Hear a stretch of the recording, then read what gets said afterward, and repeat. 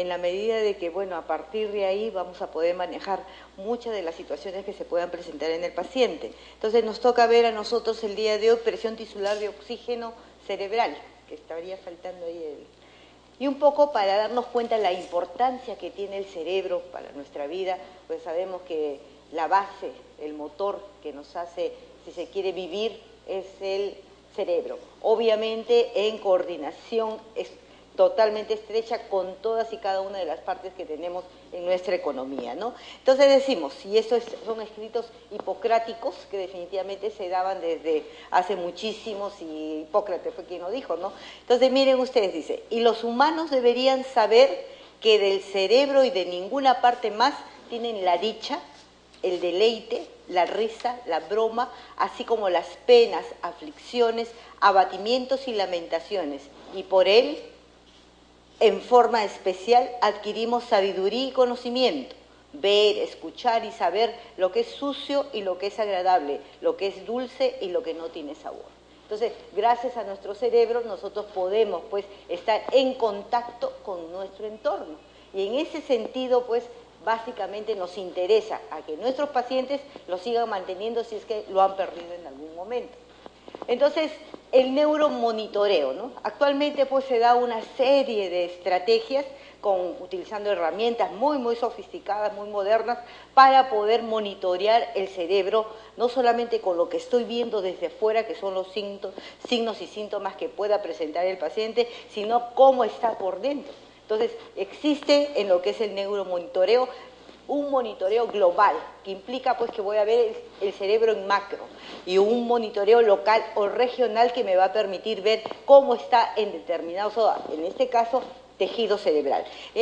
La presión de oxígeno del tejido cerebral es un monitoreo local, en relación a los que ya conocemos, que también nos sirve para monitorear. Quiere decir que este tipo de monitorización es mucho más específica. Entonces, ¿qué factores, un poco para recordar, qué factores participan en la oxigenación cerebral? Evidentemente, la presión parcial de oxígeno. Entonces yo tengo que saber cómo está la oxigenación en la sangre para saber cómo está la oxigenación, porque el cerebro no almacena sangre, no tiene oxígeno almacenado. Entonces tiene que asegurarse de que alguien se lo lleve. ¿Quién se lo lleva? La hemoglobina. La hemoglobina es la que conduce a todas partes el oxígeno, entonces, y me determina la presión parcial de oxígeno.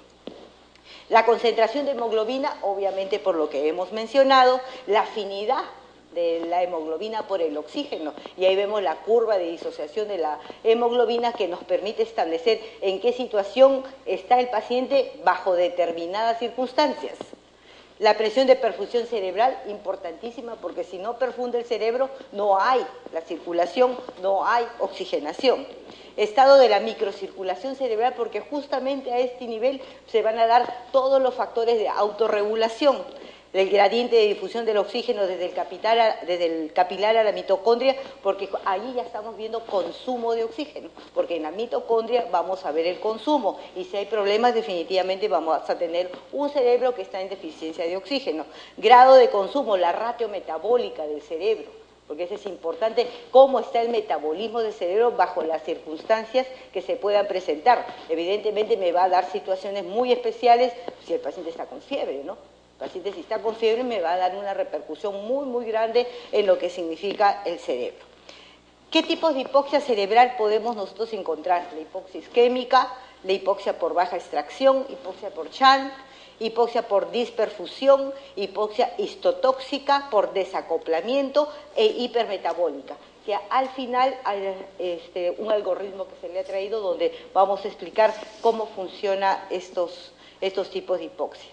La más común que encontramos nosotras es justamente basada en el problema de la circulación, ¿no? Entonces nosotros encontramos hipoxia por baja extracción cuando el contenido arterial de oxígeno definitivamente como decir, no tenemos guardado cantidad de oxígeno para poderlo utilizar en los momentos que más lo requiere nuestro organismo, y la isquemia.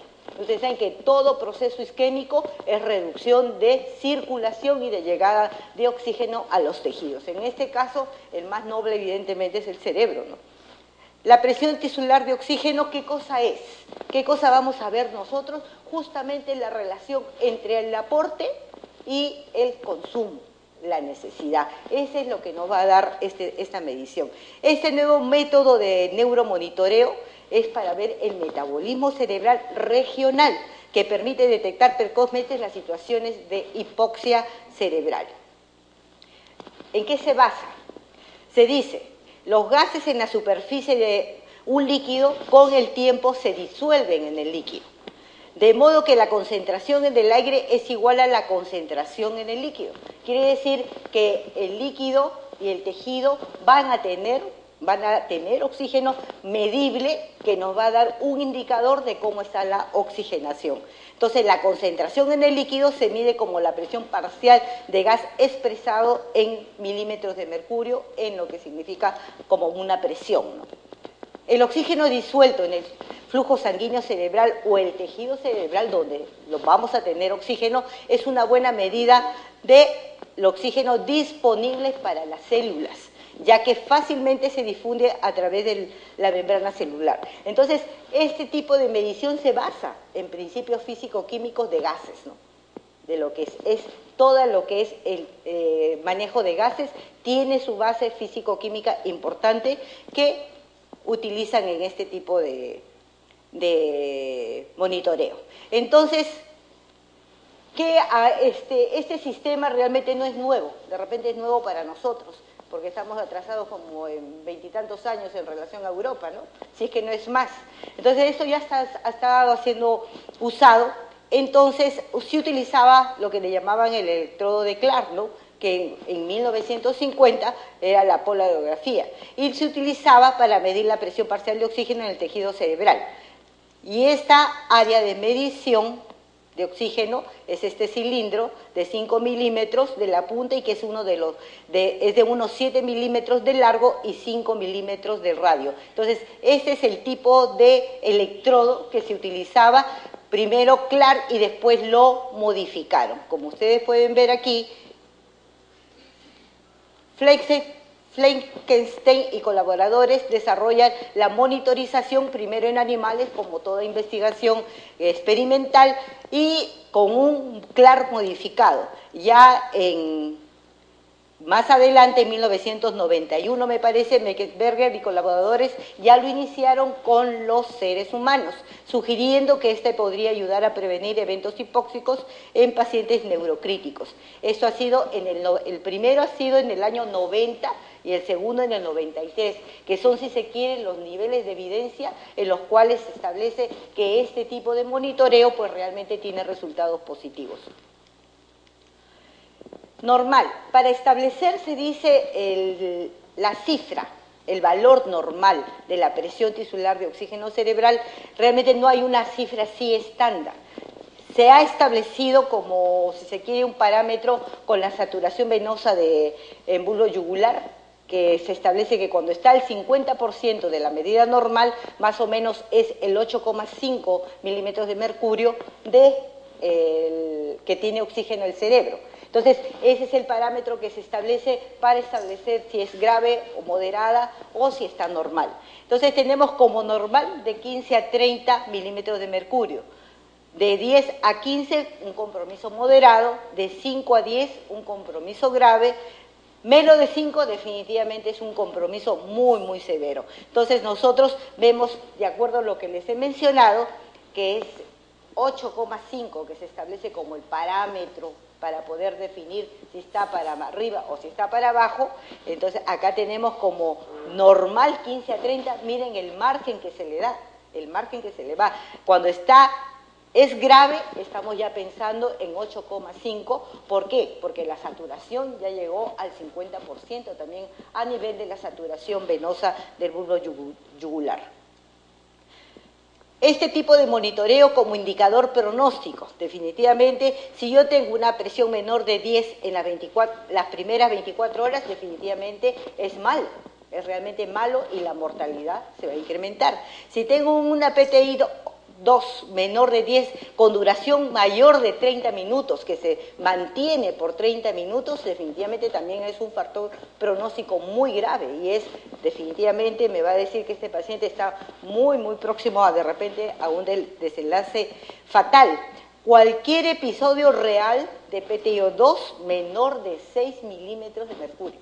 Ya estamos casi llegando a lo que habíamos manifestado previamente, a la etapa severa del problema del paciente. Todos los indicadores de mal pronóstico y estos aumentan evidentemente el riesgo de muerte. ¿En qué casos está indicado la monitorización? De grave. Casi todas las formas de monitoreo que se ha establecido desde hace muchos tiempos atrás hasta la actualidad es justamente para manejar el trauma cráneoencefálico. Entonces, ese es uno de los grandes problemas mundiales. Epidemiológicamente, los traumas cráneoencefálicos siempre están en uno de los primeros lugares con la violencia, los problemas de accidentes de tránsito, por lo menos aquí en nuestro país es el común denominador del día, del cotidiano, ¿no? También para las hemorragias subaracnoideas, las de orden espontáneo, aneurismas, malformaciones arteriovenosas y resección de tumores cerebrales, porque evidentemente en todos estos procesos podemos nosotros encontrar episodios de isquemia y que por lo tanto me va a traer todos los problemas de hipoxia que hemos podido observar.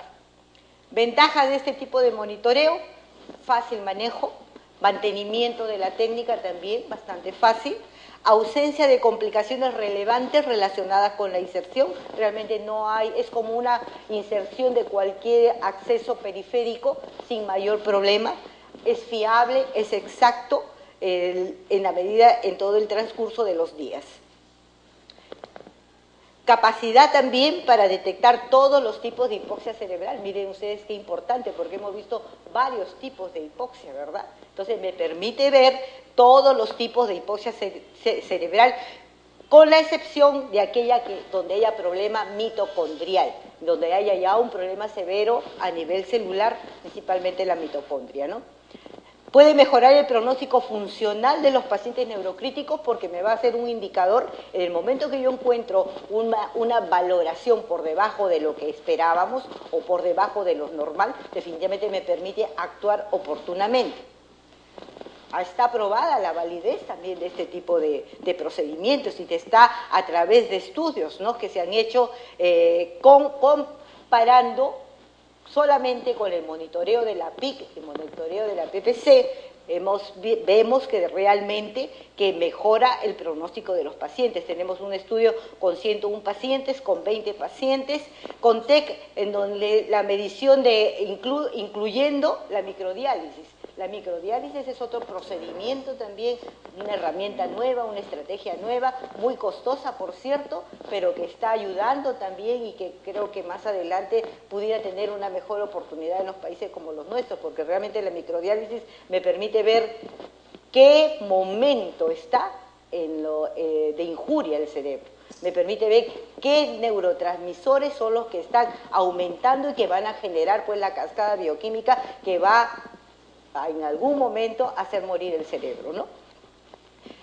Nuevamente estudios en donde se ven resultados con dos grupos utilizando la estrategia PIC-PPC con los objetivos menos de 20 de presión intracraneal, más de 70 milímetros de mercurio de la presión de perfusión cerebral y con la estrategia de PO2 el objetivo de mantener la PTO2 más de 10 y los resultados fue realmente bastante significativo estadísticamente, con un resultado del 65% de mejora en el grupo 2. Con 53 pacientes, igualmente con TEC severo, se evaluó la reducción de mortalidad en los dos grupos, teniendo una mortalidad de 25%, donde se le aplicó este tipo de monitoreo, 44% aquel que solamente tenía PIC y PPC. Si nosotros comparamos, ay, qué gracioso, está sonando mi despertador ahorita. Es que estamos sábados.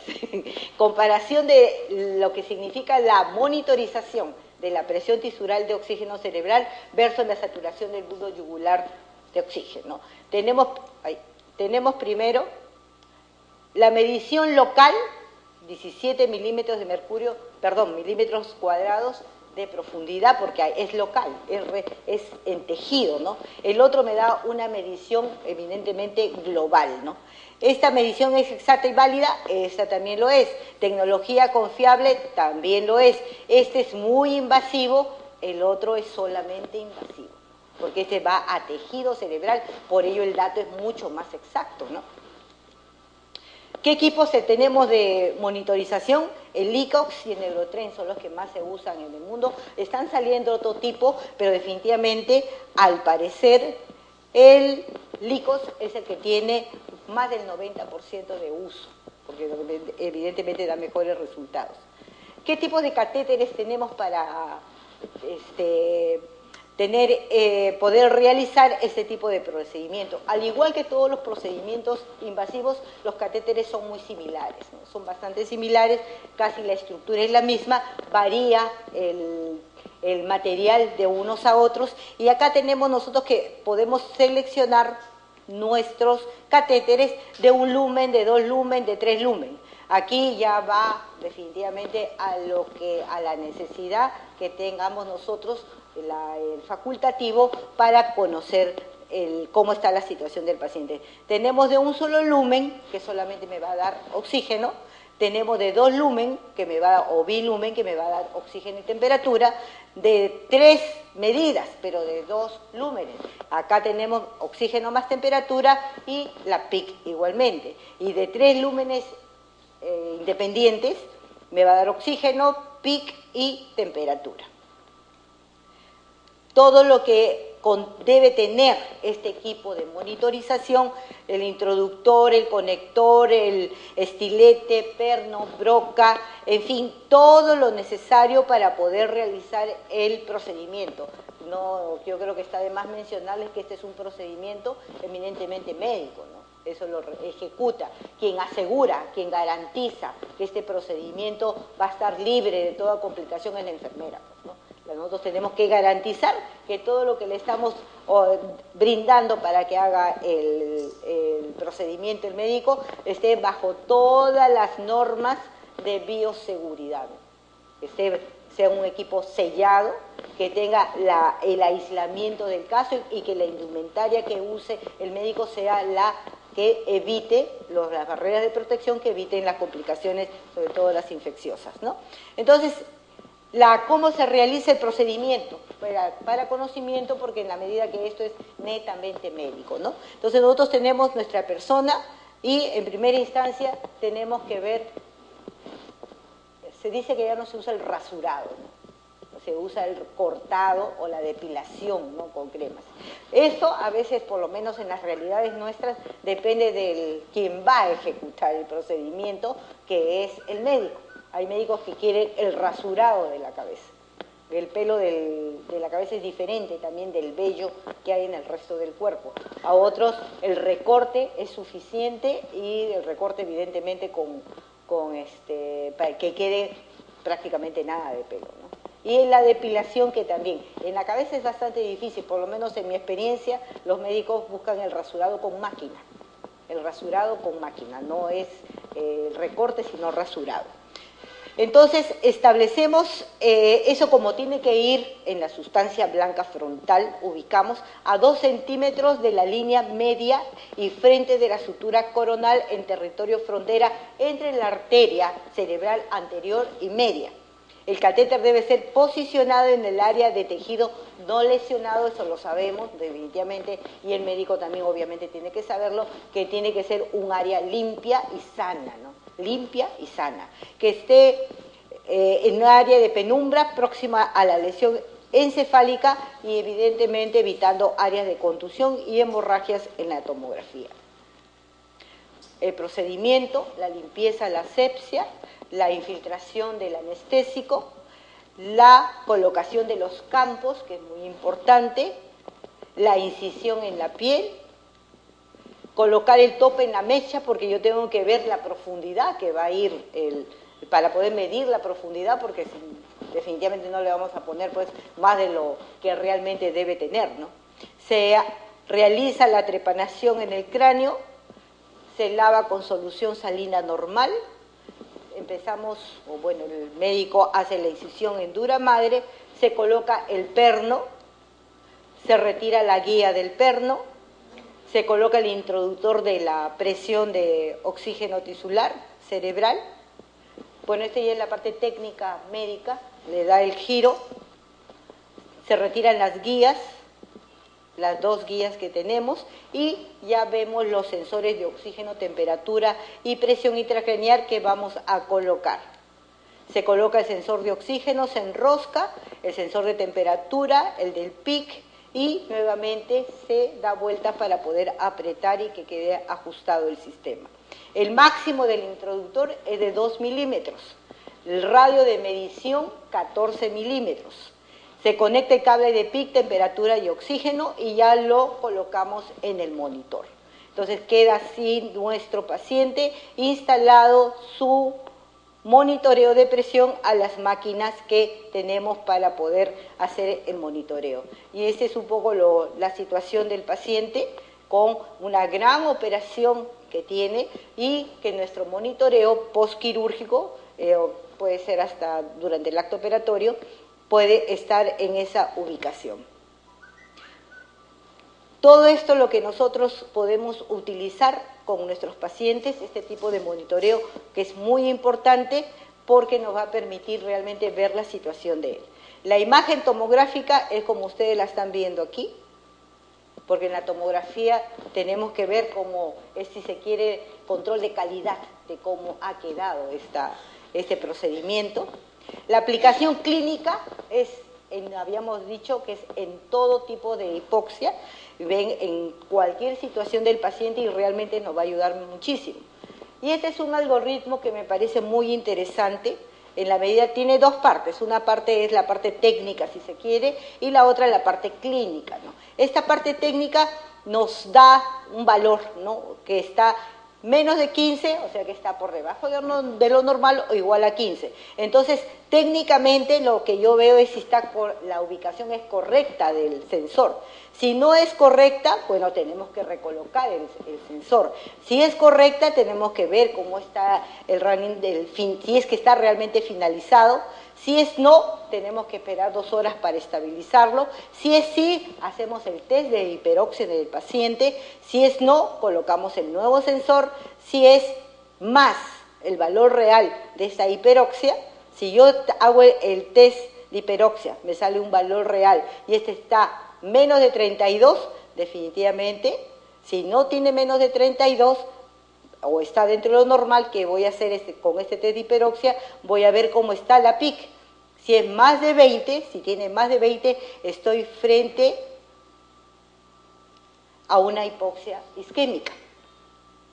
Si no, voy a ir a ver cómo está la presión de perfusión cerebral. Si es hipoxia isquémica, voy a tener que hacer control de PIC y PPC. Si este PPC está menos de 60-70, estoy frente a una hipoxia isquémica, haré lo propio. Si no tiene alterado la presión de perfusión cerebral, tendré que hacer un Doppler y de repente encontrar alta resistencia o vasoespasmo, en donde también estoy frente a una hipoxia isquémica. Si es no, veamos qué otros tipos de hipoxia. Esto significa la respuesta inflamatoria del paciente, el CIR, si es que el paciente está en sepsis. ¿Por qué razón? Porque aquí nosotros, si empieza la injuria del paciente, hay también todo un desencadenamiento de una cascada bioquímica que va a afectar orgánicamente al paciente. Entonces va a haber algunos signos y básicamente la acidosis, ¿no?, la acidosis que tiene el paciente, y si es así, nosotros ya vamos a estar frente a una hipoxia por Chant. Si no vemos que hay signos de respuesta inflamatoria sistémica, tenemos que ver si es que hay edema cerebral. Si hay edema cerebral, estamos frente a una hipoxia por disperfusión. Si no es así, veamos, el paciente está con hipertermia, el paciente está con epilepsia, una crisis epiléptica, y si es así, estamos frente a una hipoxia hipermetabólica, ¿no? Entonces, seguimos mirando nuestro cuadrito, y si frente a este valor de la hiperoxia tenemos que sale menos de 32, estamos frente a una hipoxia por baja extracción. vemos, si es sí, estamos también frente, si la PO2 examinada está en menos de 75, estamos frente a una hipoxia hipoxémica. Si es no, vamos a evaluar hemoglobina. Si la hemoglobina está por debajo de 9 con un hematocrito de 30, definitivamente estamos frente a una hipoxia anémica. Si seguimos mirando, nuestra hemoglobina no lo tiene bajo de estos niveles, vemos el P50 en la disociación de la curva de oxígeno y vemos si está en menos de 24. Si está en menos de, si está en menos de 24, definitivamente estamos en una hipoxia por alta afinidad, lo que nos ubica ya en un pH definitivo, ¿no? Entonces, frente a ello, nosotros ¿qué hacemos? Vemos el CO2. Si está con un CO2 por debajo de 35, hay que normoventilar, porque de repente el paciente está hiperventilando. Si es no, examinamos cómo está el equilibrio ácido-base. Y tenemos acá que si está con menos de 7,45, con un bicarbonato con más de 27, definitivamente tenemos que evitar las aspiraciones, las sondas nasogástricas, diarreas y la hipocalcemia. Si no tiene problema de desequilibrio ácido-base, yo veo cómo está el fósforo. Y si este fósforo está menos de 2,5, evidentemente colocarle la deficiencia de fosfato. Y si es no, ver si el paciente está con temperatura, si está con menos de 36 grados centígrados. Si es así, evidentemente tenemos que ubicarlo o colocarlo para que la temperatura sea normal. Y nosotros seguimos por acá, también tenemos, ya lo hemos visto, si nosotros acá vemos que definitivamente estamos con hemoglobina baja, que tenemos una hipoxia anémica y donde tengamos nosotros que transfundir. Si nosotros encontramos un PO2 menor de 75, estamos frente a una hipoxémica donde tenemos que aumentar el FiO2, la fracción inspiratoria de oxígeno, y empezar el reclutamiento alveolar del paciente. Entonces, ese es más o menos en panorámica lo que significa este procedimiento y las ventajas y las ayudas que nos pueden dar. De repente aquí definitivamente no es fácil coger todo, pero sí lo importante, ¿no? Que este monitoreo me permite conocer cuál es la situación del aporte de oxígeno y de la necesidad que tiene el cerebro del paciente. Entonces, ¿qué complicaciones puede tener? Porque todo procedimiento invasivo tiene complicaciones, hematomas pequeños, infecciones, pero muy bajo el porcentaje, y este sí es mucho el cuidado de enfermería, el mantenimiento de este sistema y el cuidado es de enfermera y las posibles complicaciones que se pudieran dar. Conclusiones. Es un método muy confiable y seguro, muy pocas complicaciones, limitaciones de costos, porque sí, realmente hay problemas de costos. Es complemento para cuando tengo un monitoreo de la saturación de bulbo yugular y de la presión intracraniana, es un complemento importante.